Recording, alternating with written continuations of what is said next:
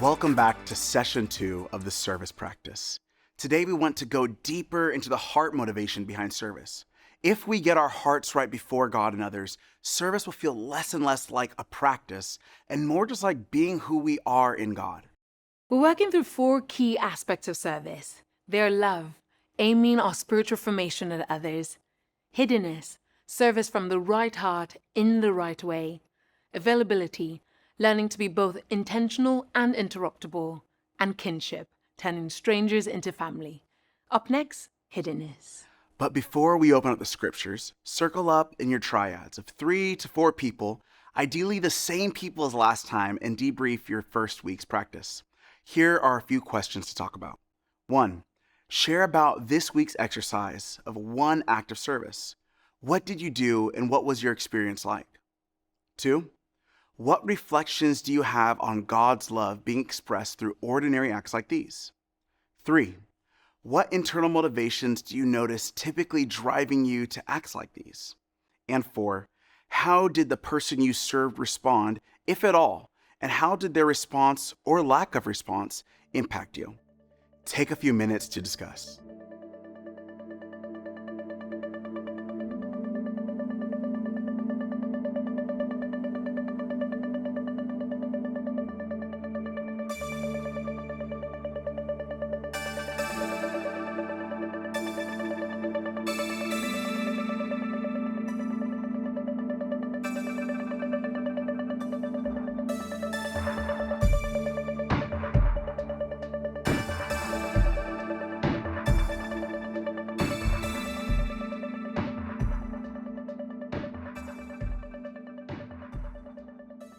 Is the water too hot?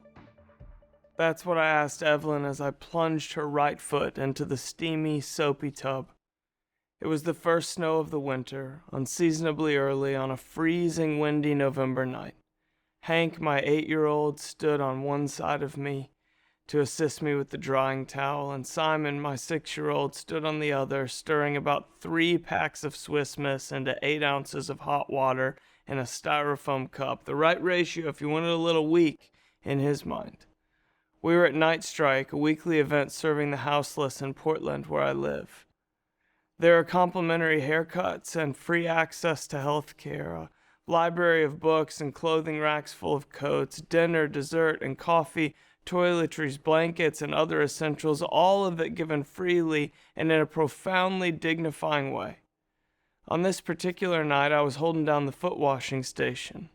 So there I am, helping an older woman, someone's grandmother, peel off her only pair of socks to clean her feet for the one and only time this week, to warm them for a moment before her toes inevitably lose feeling again on this long, cold night. I paint that picture to ask this question. What's the point? Why did I show up at Night Strike with my kids to shiver outside for a couple hours? What's supposed to happen to me here that couldn't happen laughing over dinner with friends at my favorite restaurant, or home drinking a cup of tea while reading a book, or watching a movie on the couch with my wife? And not just me, but Evelyn too. What's the point? What's supposed to happen to her, this old shelter-housed lonely woman whose freezing feet are in my freezing hands in this tub of soapy water? The practice of service demands that each of us begin to look for God among the company of others who we are willfully and sacrificially loving.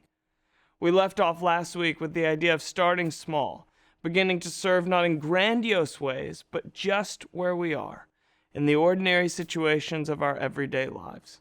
We start there, but we don't stay there. We want to grow our service slowly to include those outside of the natural overlap of our everyday. Service is one practice expressed 4 key ways. Love, aiming our formation outward toward others. Hiddenness, serving quietly in the ordinary environments of our life. Availability, being both intentional and interruptible. Kinship, turning strangers into family. Last session, we laid the foundation with loving others by meeting practical needs, and up for today is the way we go about serving the people we serve. Hiddenness. Turn in your Bibles to John 13. I'll meet you in verse 15 in just a moment.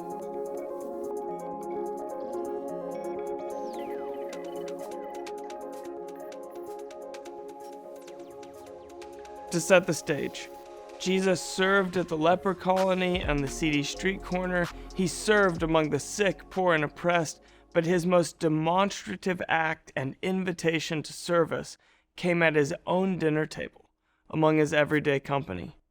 On his final night, between courses at Passover dinner, Jesus got down on his knees and washed his disciples' feet. Culturally speaking, there was no more menial, humiliating labor than foot washing.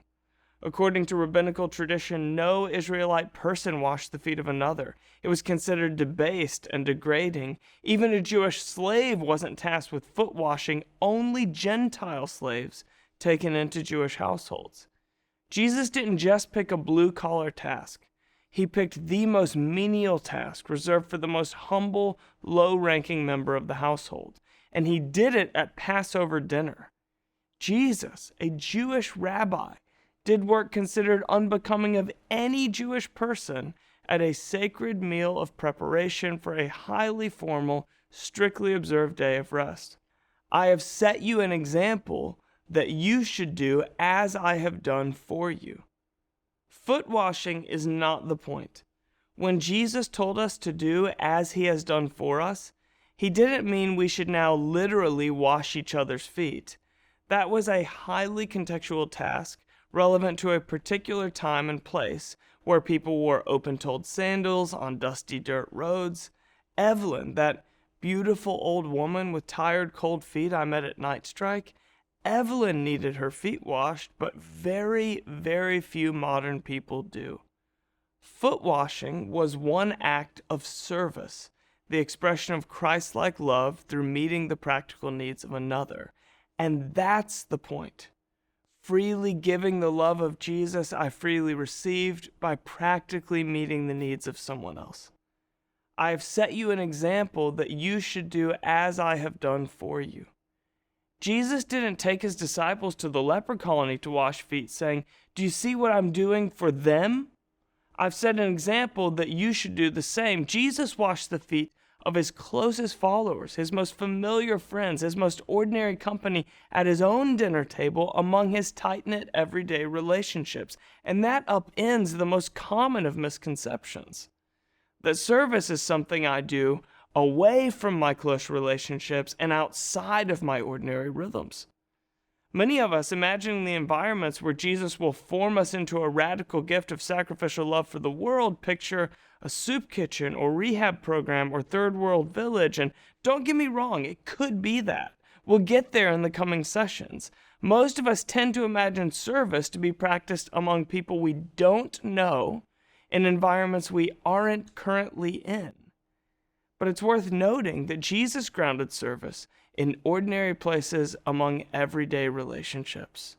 The office of the business executive, the kitchen of the stay-at-home parent, the classroom of the high school student, studio of the designer, shared living room in the college dorm, dinner table of the married couple.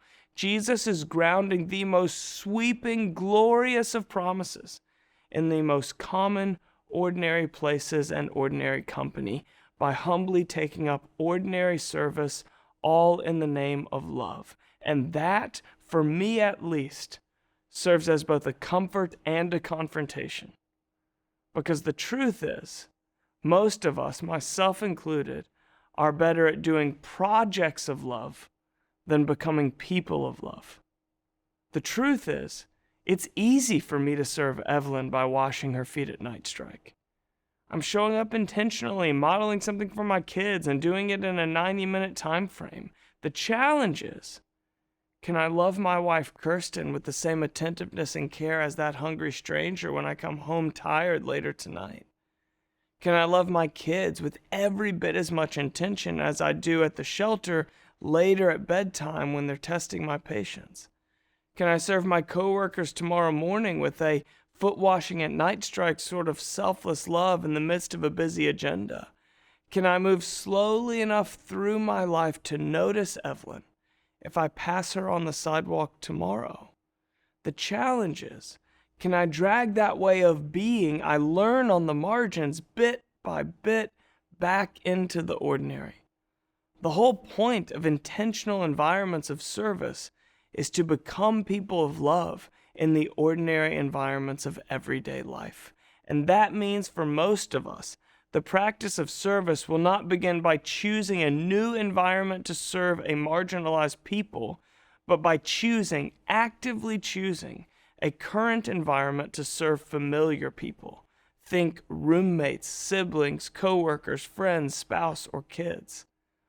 What if the current circumstances of your life at present, opportunities and obligations, privileges and limitations, what if all of it is the perfect conditions through which God can form Christ in you, if you choose it?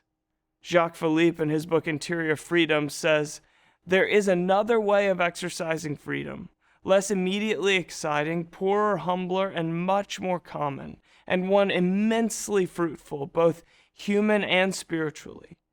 It is consenting to what we did not originally choose."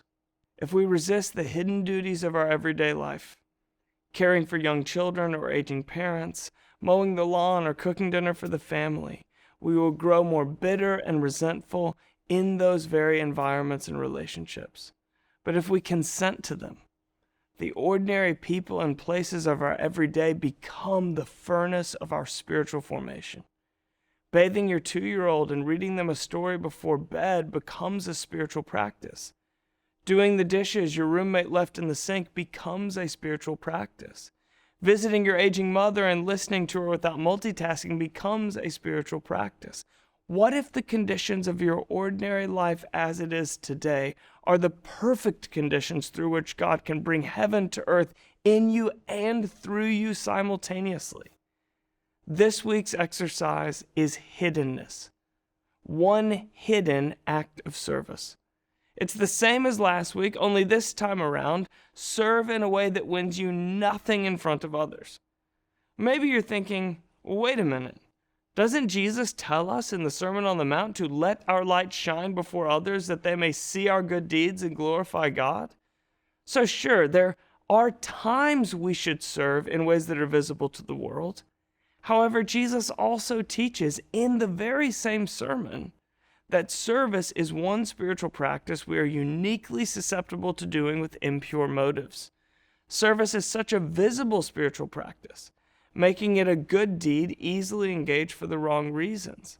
It's absolutely essential then that at least some of our service be done in hiddenness. In Matthew 6, Jesus says, "So when you give to the needy." The English "give to the needy" is eleemosune in Matthew's Greek, an important word, but slippery to translate into English. Back in the day, it was translated almsgiving, and I actually think that does a much better job, because it's not just giving money. It includes that, but this word has a wide semantic range. It's everything from tithing to your local church, to serving in a nonprofit in your city, to mentoring a fatherless child. In other words, it's not just giving money, but your resources, your time, your life, stewarding all you've been given on behalf of others. It includes generosity, but it's more broad, closer to what we call service. So when you give to the needy, do not announce it with trumpets. Now, on one level, that's obviously hyperbole. No one actually announced a charitable donation with a jazz soundtrack. But this critique is more real than you think. The giving box in the Jewish temple was made of a ram's horn, similar to a shofar, which was an instrument commonly used in worship. Add to that the fact that money was only in the form of coins, no paper, no plastic. You could quietly give a few coins in the giving box, but you could also toss them in and announce your arrival with ting, ting, ting, ting, ting. And that was the preferred entrance, especially of the big givers. It's comical to look back on, but don't we still do this in our own ways? The wealthy put their names on buildings, big donations come with perks and public recognition. We find ways to weave our virtuous deeds into our social media feeds or conversations. So when you give to the needy, Do not announce it with trumpets, as the hypocrites do in the synagogues and on the streets to be honored by others. Truly I tell you, they have received their reward in full. But when you give to the needy, do not let your left hand know what your right hand is doing, so that your giving may be in secret. What between you and God is just between you and God. Do you have any secrets together? You probably do with your best friend, probably do with your roommate, probably do with your spouse or significant other. You keep secrets with those you're closest to. Got any with God? What if you started volunteering one Saturday a month at a local food pantry and didn't tell a soul? Or anonymously sent a check to someone else in your community who you think might need it? Or cleared out your closet and gave a few nice garments away because if you've got 2 cloaks, give one to someone who has none? What if you willingly chose to become slightly less fashionable to clothe the naked? What if you started keeping some secrets with God, the good kind? Jesus concludes, then your Father who sees what is done in secret will reward you. Now some grimace at this part, uncomfortable with any sort of divine reward system, and others overemphasize this part, turning the hiddenness of service into a prosperity scheme with God. And neither of those two sides of the interpretive spectrum is accurate. If Jesus promises heavenly rewards, we shouldn't reject them, and to serve in an effort to accrue rewards is obviously to undermine the entire practice of hiddenness Jesus is teaching. So what sort of rewards does Jesus have in mind here? Well, we don't know for sure. That's the honest answer. But we can say at least this much. Many observe when it comes to apprenticeship to Jesus, you cannot give what you do not have. And there's real truth to that. But it's equally true that, to borrow a line from John Ortberg, in the kingdom of God you cannot keep what you do not give. In the economy of Jesus' kingdom, the more you give to others, the more he entrusts you to steward. Any way you work it, giving is gain in God's economy. And I wonder if that's at least part of what Jesus has in mind when he speaks of heavenly rewards. Whatever it is, Jesus promises a reward for hidden service. Is the water too hot? That's what I asked Evelyn as I plunged her right foot into the steamy, soapy tub. To return to where we began, what's the point? What's supposed to happen to me here that couldn't happen over dinner with friends or at home reading or watching a movie with my wife? Service, maybe more than any spiritual practice, is the one we're likely to pursue with right action but wrong motive. Serving another because of the way it makes me look or the good feeling it gives me or to assuage some guilt or obligation. I think this is why Jesus singles out service as a spiritual practice best done hidden, where no one can see and motive can more easily fall in line with action. We often ask the wrong question of spiritual practices. We start with, how do I do the practice of prayer, fasting, Sabbath, or service? But of course, the greater question, the first and paramount question is, what is the practice of service supposed to do to me? Here on my knees, washing Evelyn's feet, I remember Jesus. Jesus who washes my feet even on the night of my betrayal. Jesus who knows everywhere I've wandered and will wash every blemish and soothe every sore. Jesus who withholds nothing from me, for whom no part of me is too filthy or unbecoming to take into his gentle hands. Jesus, the Son of Man, who came not to be served, but to serve. Theologian and Anglican priest Esau Macaulay calls service an enacted parable of the gospel because of the way it beckons me to actively, tangibly rehearse the movements of God's grace and mercy freely offered to me. That's what the practice of service does to me.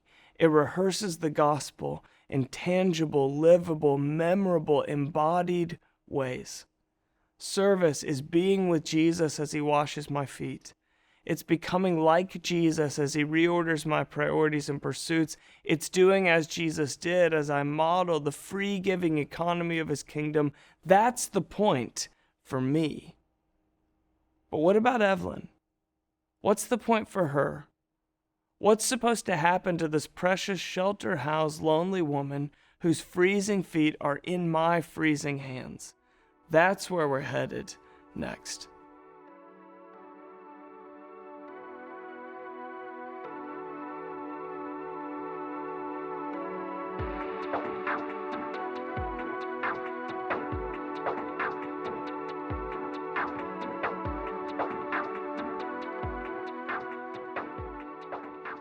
Let's take a few more minutes to talk about what we're learning. If you're anything like me, I often need to process out loud what I'm hearing in order to begin to live it out day to day. Here are a few questions to talk through. 1. What invitations or confrontations did you experience through today's teaching? 2. What ordinary everyday people or places come to your mind as opportunities for service? 3. Why do you think we often associate service with more distant contexts rather than our closest relationships and immediate surroundings? Do you see this tendency in your own life, and why might that be? And 4, in what ways have you personally experienced the tension between serving for recognition versus serving out of genuine love? Have a conversation, then we'll be back for our exercise for the coming week.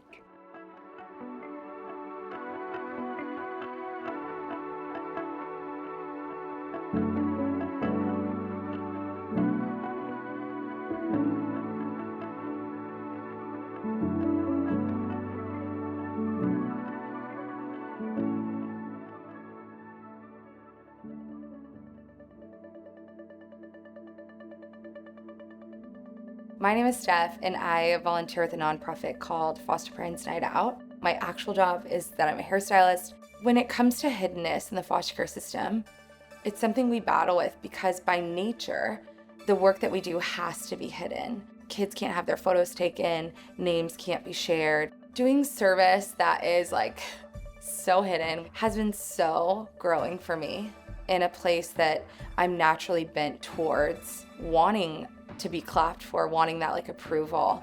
I don't get it. And it's the best thing that's ever happened to me. That part gets to stay between me and these kids in the program and with God.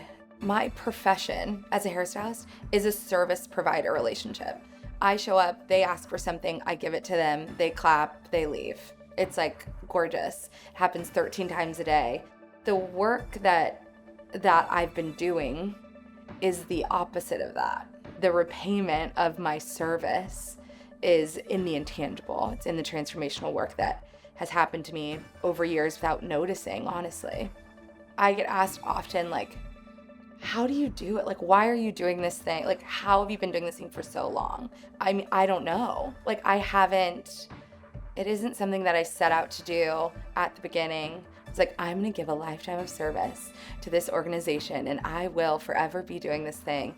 It just has become a rhythm, out of my understanding of my identity, of who I am, what I'm made to do, how I model who Jesus is, to be able to be doing work that I actually don't really get to talk about that much has been so special and really worked on shaping my heart towards where I feel God has called me from the beginning, of being an advocate, of being a caretaker. And not everyone needs to know the deep work that's happening in these spaces, but they do get to see who I've become because of the deep work in those spaces. So the light that I carry, the person that I am who reflects Jesus is because of that deep work.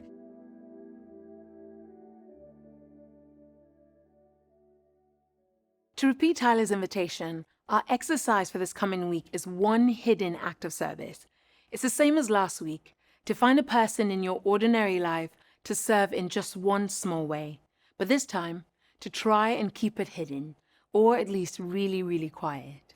This could be anonymously buying flowers for someone, or dropping off a meal for someone in need and not telling anyone about it, or volunteering for a local charity but not telling any of your friends. As you serve, pay attention to your heart's desire to be seen. Talk to God about it. Let God free your heart from the approval or disapproval of others. And our Reach exercise is a guided listening prayer session. The idea is to listen to God for where He's leading you to serve. There are far more needs in the world than any of us could possibly meet. to avoid things like burnout and compassion fatigue, it's very important that we learn to discern where God is leading us to serve to play our small part in His kingdom. There's 5 simple steps to this exercise. 1, pick an ordinary environment where you're already a part of, your home, your neighborhood, your workplace, your church community. The goal is not to find a new cause or place to serve, but to pay attention to where your life already intersects with others. 2, ask the Holy Spirit to speak to you, inviting you to discern who He may be drawing your attention to and how you might serve them in that space. 3, then wait. Sit quietly before God with an open heart and a listening posture. 4, write down anything that comes to mind, whether a person, a need, a specific way to serve, or even just a nudge to be more present somewhere. And 5, finally, act on one of those ideas this coming week.